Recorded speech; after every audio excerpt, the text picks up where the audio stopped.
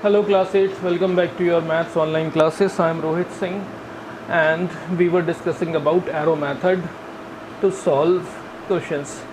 So we were solving the question from exercise 10D and I hope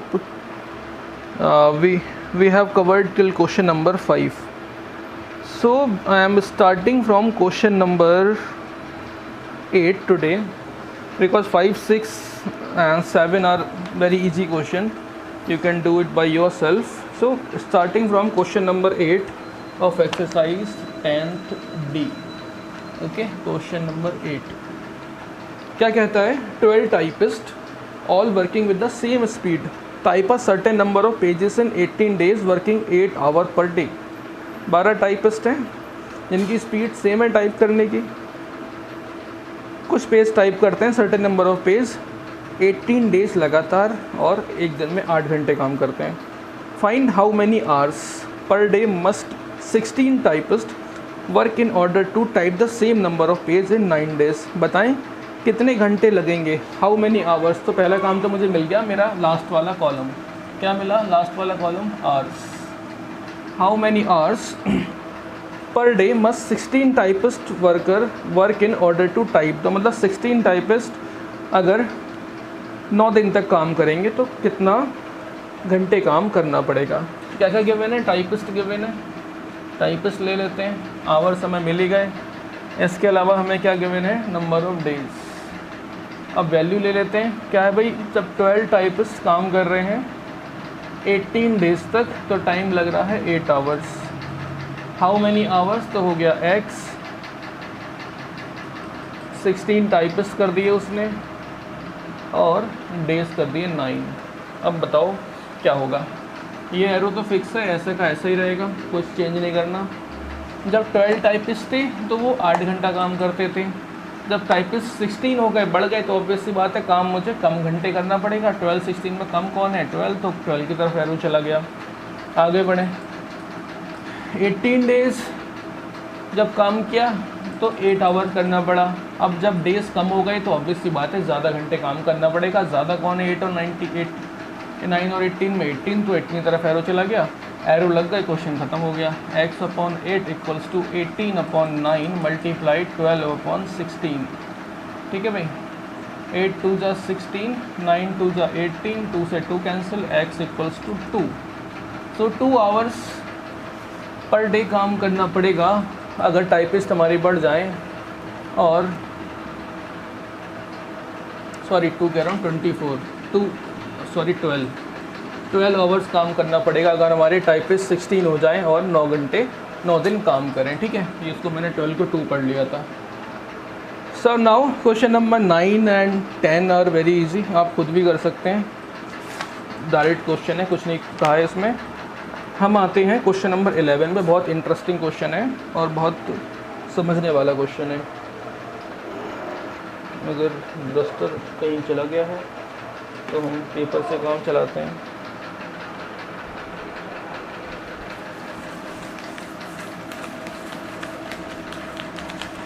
तो अगला question है question number 11.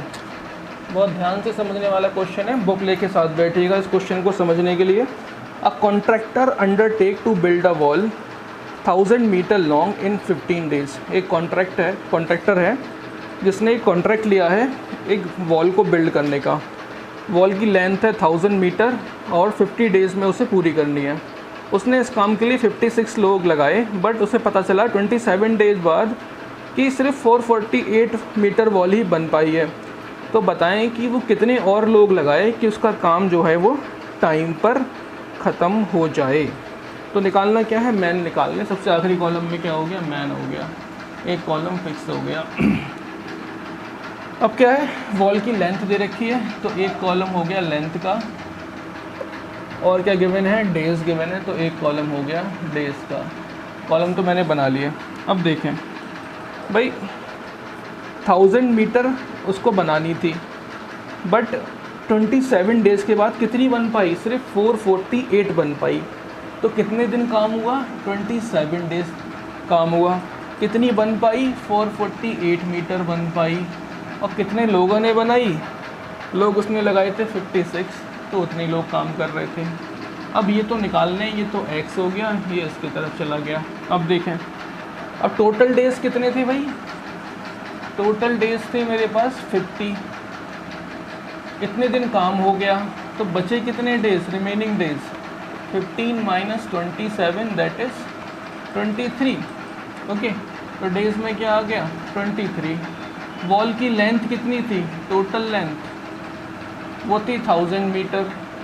कितनी बन चुकी है? 448। रिमेनिंग लेंथ कितनी बची? 1000 minus 448। 10 minus 8 is 2, 9 minus 4 is 5, 9 minus 4 is 5। तो इतनी वॉल बची है, तो इतनी ही वॉल उसको बनानी है। 552 मीटर वॉल के लिए 23 डेज़ में काम पूरा करने के लिए कितने लोग लगेंगे, ये उसने पूछा है आपसे। इतनी सी बात है। एरो देख लेते हैं। जब 458 लेंथ थी तो 56 लोगों ने काम किया, 56 लोगों ने काम किया। जब लेंथ बढ़ गई, बची ज़्यादा है, तो ज़्यादा लोग लगेंगे। और ज़्यादा कौन है इन दोनों में से? ये है। तो एरो नीचे की तरफ आ गया। आगे देखें, जब 27 डेज़ थे तो 56 लोग काम कर पाए। अब डेज़ हो गए कम, तो ऑब्वियस सी बात है लोग मुझे बढ़ाने पड़ेंगे। और इन दोनों में ज़्यादा कौन है? 27। तो एरो 27 की तरफ आ गया। अब बची calculation, x upon 56 equals to 552 upon 448 multiply by 27 upon 23। अब कर लेते हैं कैलकुलेशन। चलें देखें, 2 2 ज़ा 4, 2 2 ज़ा 8,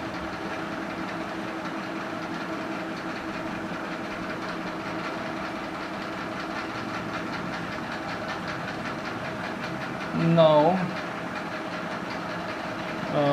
क्या बचा यहाँ से? अब मेरे पास बचा 138 इंटू 27, 56 को भी यहाँ ले आया, अपॉन 112 इंटू 23 और डिवाइड करते हैं। 56 2 ज़ा शायद, हाँ 112 होते हैं, ये चला गया यहाँ से। एंड 2 6 ज़ा 12 एंड 1 2 9 ज़ा 18, 23 3 ज़ा 69 एंड 3 इंटू 27 इज़ 81। तो 81 लोग जो हैं इतने काम को पूरा कर पाएंगे कितने दिन में? 23 डेज़ में। बट उसने पूछा है हाउ मेनी एक्स्ट्रा मैन। तो एक्स्ट्रा मैन निकालना तो आसान है। कितने लोग काम पे लगने चाहिए? 81। इतने 56 उसके पास पहले हैं, तो कितने बचे? 25 पीपल और ले आए, वो 25 मैन और ले आए, तो उसका काम जो है समय पर पूरा हो जाएगा। ओके, तो क्वेश्चन की लैंग्वेज हमें पकड़नी पड़ती है। अगर वो लैंग्वेज हमसे मिस हो गई तो हमसे पूरा सवाल मिस हो जाता है। चलें आगे बढ़ते हैं, एक आध क्वेश्चन और देखते हैं और आज इसे फिनिश करते हैं, जिससे कि हम अगली बार से टाइम एंड वर्क स्टार्ट कर पाएँ। सबसे इंटरेस्टिंग चैप्टर लगता है मैथ्स का टाइम एंड वर्क, और ऐसा चैप्टर जो आपको ज़िंदगी भर पीछा नहीं छोड़ता। चलें क्वेश्चन नंबर 12, ये अच्छा क्वेश्चन है। क्वेश्चन नंबर 12 देखते हैं। क्वेश्चन नंबर 12 क्या कहता है? A group of labourer promise to do a piece of work in 10 days but 5 of them become absent। तो कुछ लेबर थी, उन्होंने कहा कि हम इस काम को 10 दिन में कर देंगे, मगर उसमें से 5 छुट्टी पे चले गए, आए नहीं। If the remaining labours complete the work in 12 days.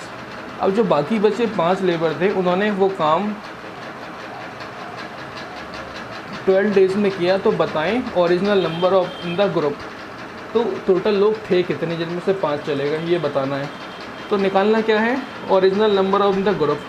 तो टोटल मैन निकालने कितने हमारे लेबर लगे थे। 2 क्वांटिटी गिवन है, सिर्फ एक नंबर ऑफ डेज गिवन है और एक नंबर ऑफ मैन गिवन है। तो हमें पता तो है नहीं, तो मान लेते हैं let the original workers are x. ठीक है, हमने मान लिया कि जो स्टार्टिंग में लोग काम कर रहे थे वो x थे। अब क्या कहता है भाई, x लोगों ने कहा कि ये काम मैं 10 डेज़ में कर दूंगा। तो x लोगों ने कहा कि ये काम हम 10 डेज़ में कर देंगे, मगर उसमें से 5 चले गए, तो बचे कितने?